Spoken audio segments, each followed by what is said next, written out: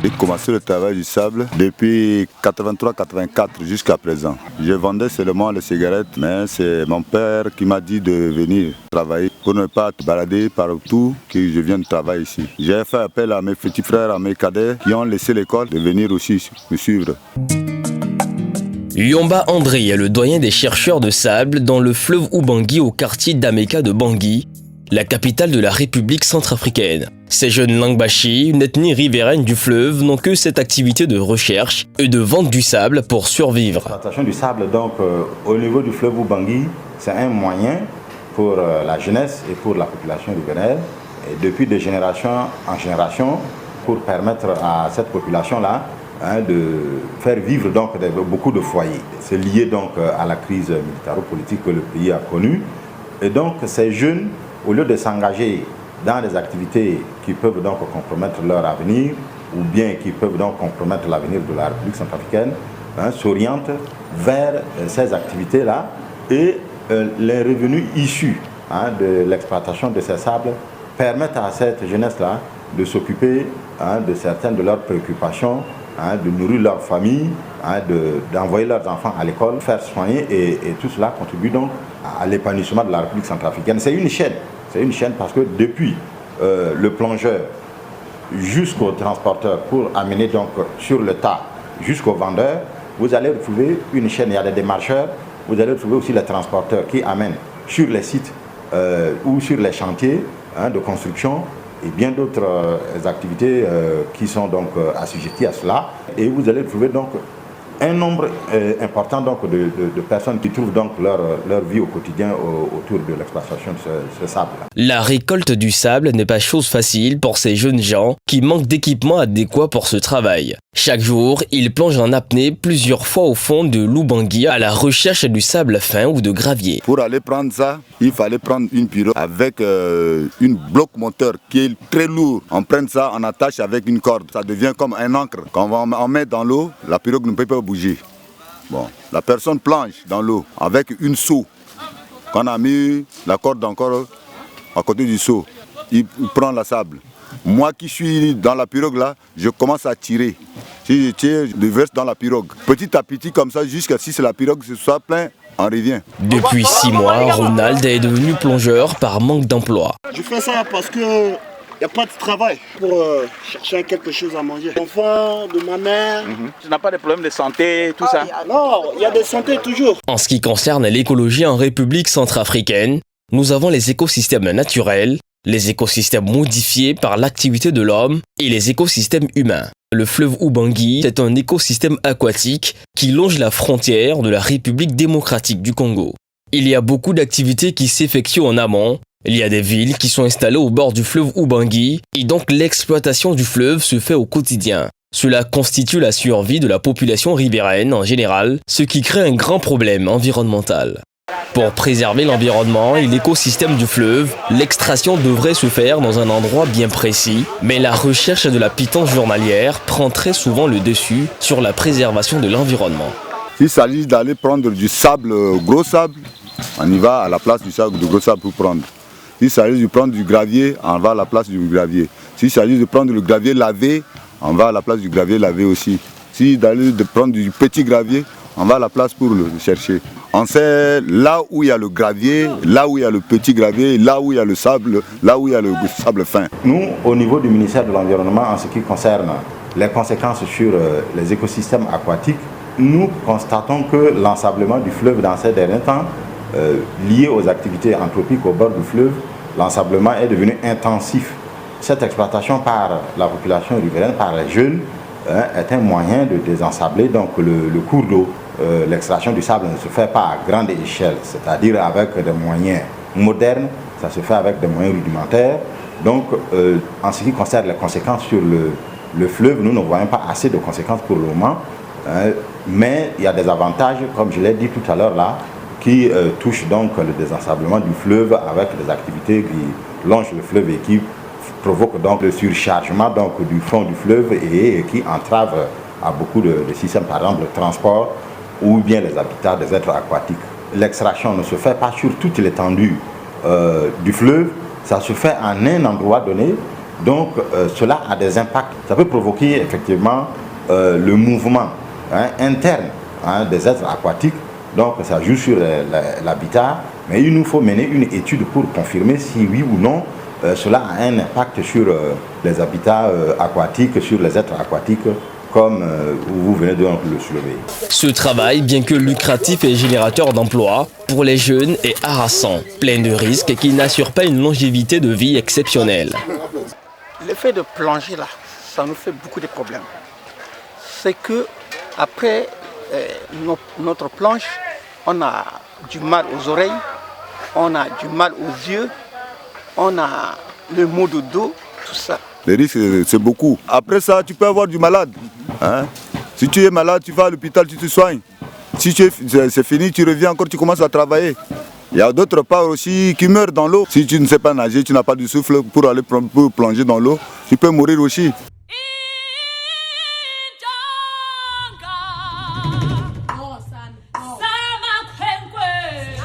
Bon, effectivement, il existe des dangers. Je crois qu'on peut classer ça en deux catégories. Les conséquences infectieuses, les maladies dues à l'infection. Et puis, il y a d'autres conséquences dues plutôt à la pression de l'eau. Alors, sur le plan des infections, c'est de l'eau sale, qui contient plein de microbes.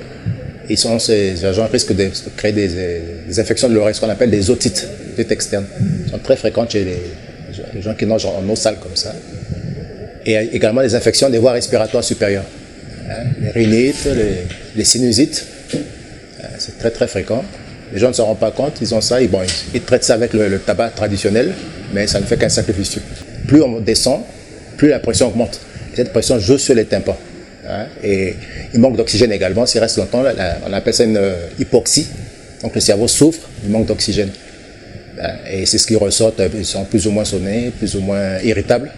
Ce sont les effets. Tu essaies de prendre les petites feuilles ou des comprimés là, tu vas fatiguer sur place. Quand tu travailles beaucoup, il faut avoir beaucoup mangé. Il faut trop manger.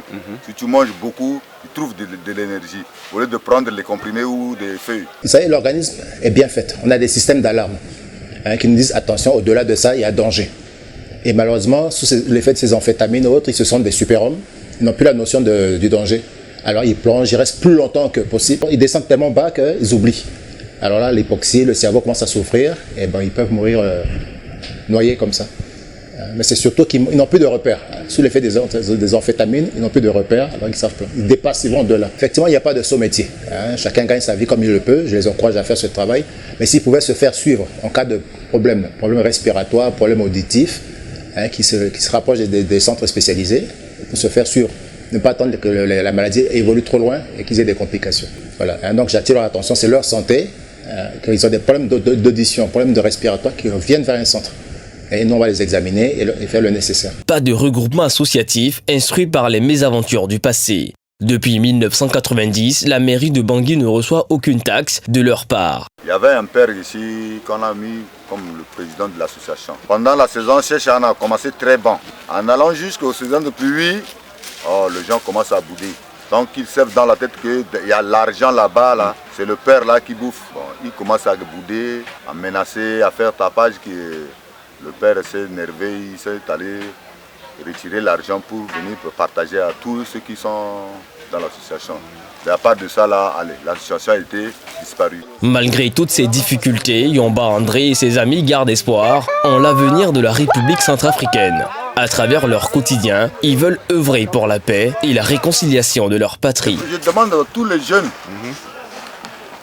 qui ont toujours l'habitude de passer derrière les gens, les politiciens, pour prendre les armes, pour faire tuer, pour s'entretuer entre eux, pour rien là.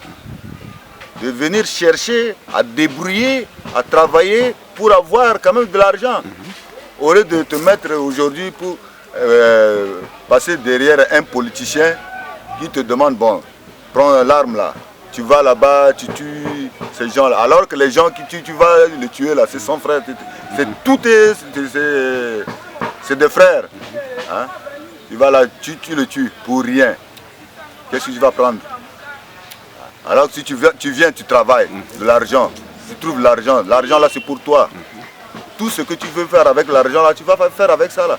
L'idée de braquage, de tuerie, de vandalisme, de crimes, voilà, ça là, c'est pas bon. Demande à ces gens là de cesser de faire ce banditisme là, de venir nous trouver ici au bord de l'eau, là où on fait sortir le sable, qui viennent se débrouiller avec nous. Et si on n'embauche pas les gens avec une carte, tu viens seulement, on te prend, on commence à prendre, à faire sortir le sable, à faire creuser le sable pour mettre dans la pirogue, pour venir décharger, puis vendre. Si tu vends, si vous êtes au nombre de 3, vous partagez l'argent là, égal. Même si c'est 10 francs, vous allez faire tout pour acheter quelque chose pour manger avec. Les projets que le ministère de l'Environnement a pour remédier aux conséquences donc, de cette exploitation, c'est qu'il y a l'aménagement des berges du fleuve Ubangui, qui est un projet qui a été préparé et soumis donc, à l'appréciation des bailleurs. Le ministère de l'Environnement a besoin d'appui des partenaires donc, pour assainir, parce que l'un des projets, c'est un grand projet de désensablement donc, du fleuve Ubangui. Et en ce qui concerne donc d'autres activités pour préoccuper les jeunes, puisque l'exploitation pourra être industrielle, on va recruter. La machine travaille beaucoup plus à la place de l'homme, et comme l'environnement est transversal, on va essayer de créer un comité de réflexion avec les différentes parties prenantes, avec les différents secteurs ministériels, pour voir dans quelles conditions on pourra donc préoccuper ces jeunes-là pour qu'ils ne puissent pas donc être désœuvrés et repartir dans le banditisme. Donc ça nous préoccupe tous et puis ça nous interpelle pour qu'on puisse donc penser à cela quand le projet de désensablement sur le plan industriel aura lieu. Le monde est changeant. La République centrafricaine est appelée à se développer et quand le pays commencera donc à se développer sur le plan moderne, normalement il y aura des activités qui seront des activités industrielles et qui vont empêcher à ces jeunes-là de continuer à faire ce qu'ils sont en train de faire maintenant. Donc, nous les exhortons à réfléchir s'il y a des actions ou des activités sur lesquelles ils peuvent donc penser dans l'avenir, qui viennent vers le ministère de l'Environnement, qui discutent avec le ministère de l'Environnement. Mais entre-temps, le ministère de l'Environnement pourra mettre en place une équipe pour aller vers donc, ces jeunes-là, essayer de discuter avec eux en amont pour que d'ici demain, ils ne puissent pas être donc surpris, hein, puisque quand l'aménagement commencera, quand le désensablement sur le plan industriel va commencer, certainement il y aura des réglementations que l'État va donc brandir et je demande à tout un chacun de rester calme et puis de jouer au partenariat avec le ministère de l'Environnement pour que sur le plan consensuel, on puisse donc trouver une solution concertée. Dans la nuit des temps, la vie à Béafrika était illuminée par des visages pleins de sourires qui nous donnent le goût de la vie. L'amour réel et l'hospitalité. Et la diversité culturelle renforçait la cohésion sociale.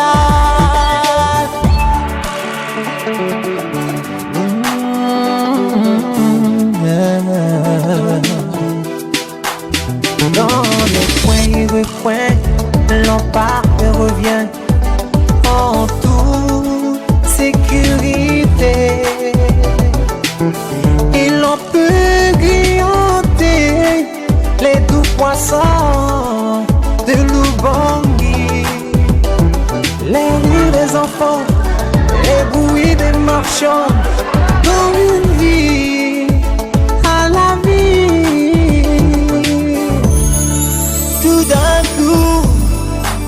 tout s'écroule comme un séisme qui détruit toute une vie avec toutes ses valeurs.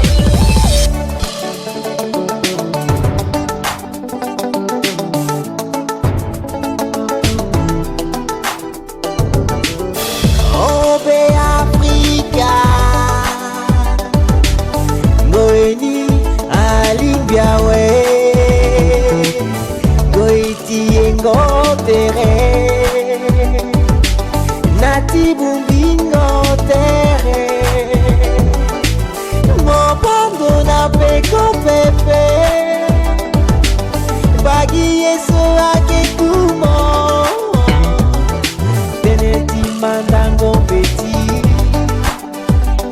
Na teneti dengo buze Na teneti fango yaka Na teneti siri na yati kodoro Ave Africa Pasa yeke na mo Ave Africa Pasa yeke na mo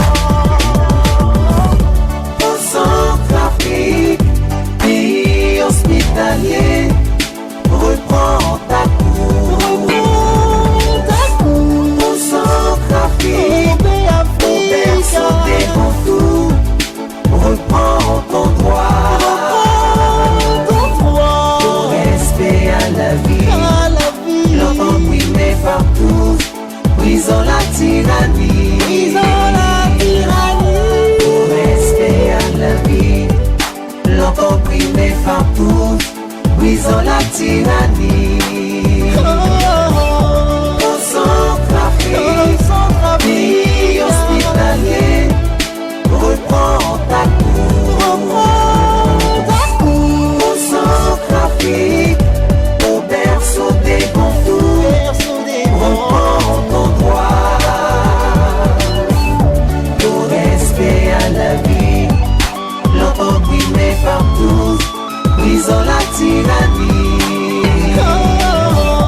au respect à la vie, l'entend brimer partout, brisons la tyrannie.